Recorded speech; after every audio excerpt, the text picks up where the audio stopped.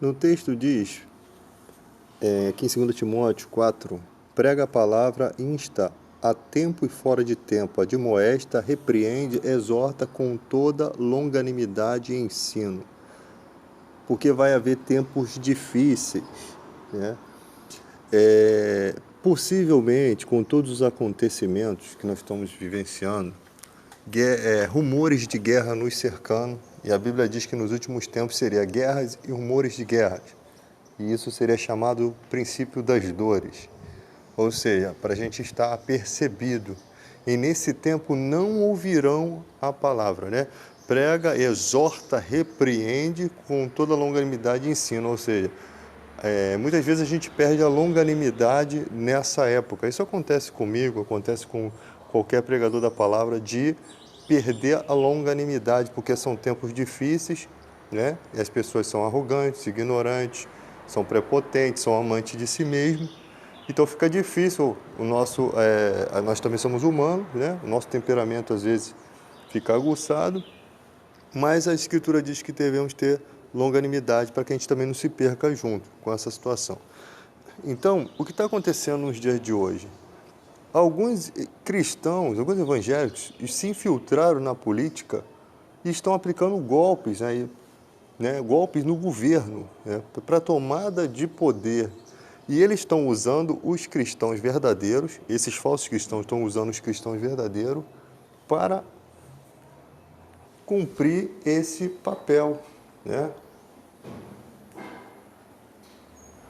São cristãos verdadeiros, mas sem o conhecimento. Então, quem que vai exortar e repreender? Quem tem o conhecimento. O problema é que os cristãos já não dão mais ouvido, e isso está escrito. Se cercarão de falsos mestres, ou seja, eles estão com a ideologia de que esses cristãos realmente estão representando o reino de Deus. Os caras se aliando a vários governos corruptos, os cristãos eles estão pensando que agora que o evangelho realmente vai ir para frente, né? Só que Jesus ensinou que árvore ruim não dá bons frutos, e nem árvore má. Árvore ruim não dá bons frutos, nem árvore ruim não dá bons frutos, nem árvore boa maus frutos. Pessoa que é enxertada no reino de Deus, ela não dá maus frutos.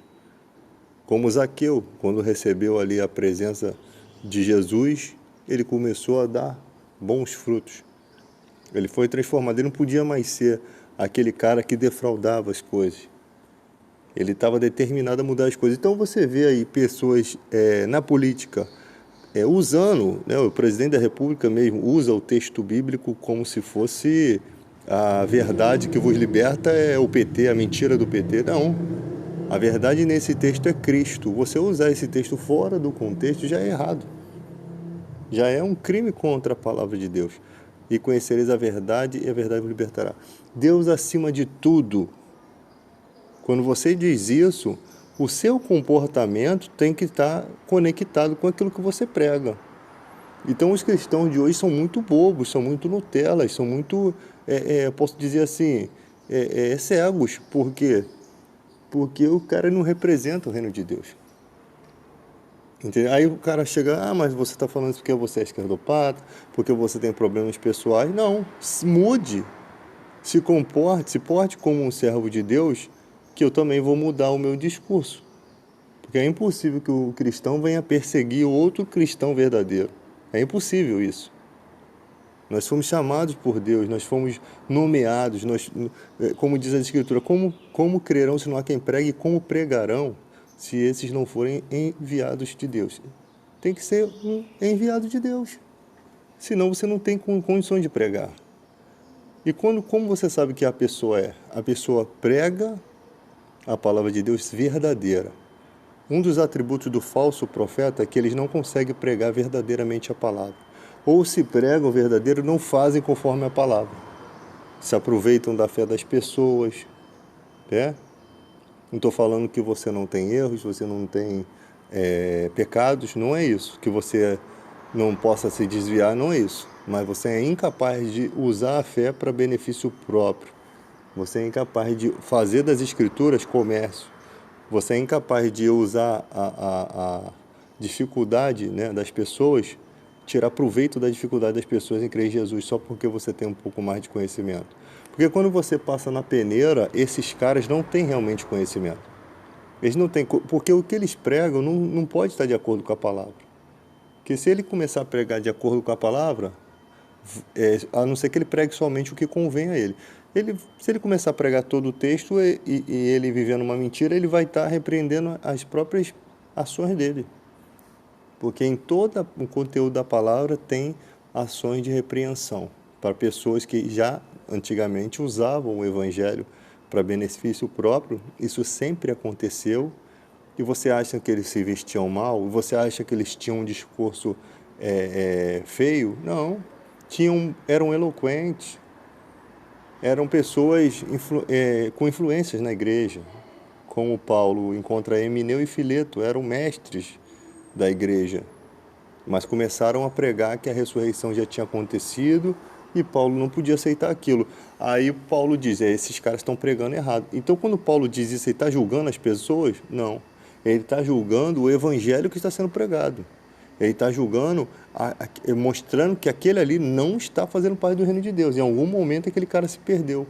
O Paulo ele é tão audacioso que ele chega a dizer que se ele mesmo, ou até mesmo um anjo, viesse pregar um evangelho diferente do que já estava posto, considere maldito, considere anátema. O problema é que os cristãos de hoje não conseguem fazer isso. Eles não conseguem considerar um evangelho como maldito. Por quê? Não, tem obra social. Mas tem salvado muitas vidas, mas o evangelho pregado é anátema. Ele não é o evangelho de Cristo. Não importa o que se faça, se não é o evangelho de Cristo, é maldito. Tem que ser... olha só, uma coisa é o seguinte, por exemplo, tem igreja que a pessoa usa o véu, né? A pessoa bota o véu, não tem problema nenhum. O problema nenhum. Mas dentro da escritura, por que as mulheres usavam o véu? Porque naquela época as prostitutas raspavam o cabelo. Em cidade portuária, né? Elas raspavam o cabelo para se identificar para os turistas, já que elas não falavam a mesma língua deles. Então, para uma mulher de Deus não ser confundida com uma prostituta dos templos lá, daqueles templos idólatras, elas tinham que usar o véu se ela tivesse cabelo curto. Mas a Bíblia diz que se ela tivesse o cabelo comprido, já servia de mantilha. Ela não precisaria usar o véu. Então, a questão é somente aplicada naquela época. Mas a igreja de hoje quer usar o véu. Pode usar, não vai alterar em nada a palavra de Deus. Agora, se eu começar a dizer para você que se você tomar remédio é falta de fé, você morrer por conta disso, né? Se você tomar remédio, depois de ter orado é falta de fé. Isso daí eu já tô causando um problema na sua vida. Eu já posso trazer a morte para a sua vida. Então é uma mensagem que traz um prejuízo físico e espiritual também. Imagina se todo mundo começasse agora a parar de tomar o remédio porque já orou e Deus vai ter que curar, né? Que as pisaduras de Jesus foi curado, eu já fui curado. E o cara tá lá com câncer morrendo e ele achando, né? Ao invés dele preparar a casa dele, já que ele vai enfrentar a morte, ele tá achando que Deus vai dar a cura a ele. E não é assim que funciona o evangelho. Nós bem sabemos que não é assim. Então essa pregação é uma falsa pregação, porque tivemos cristãos que morreram doentes, tiveram doenças, foram salvos.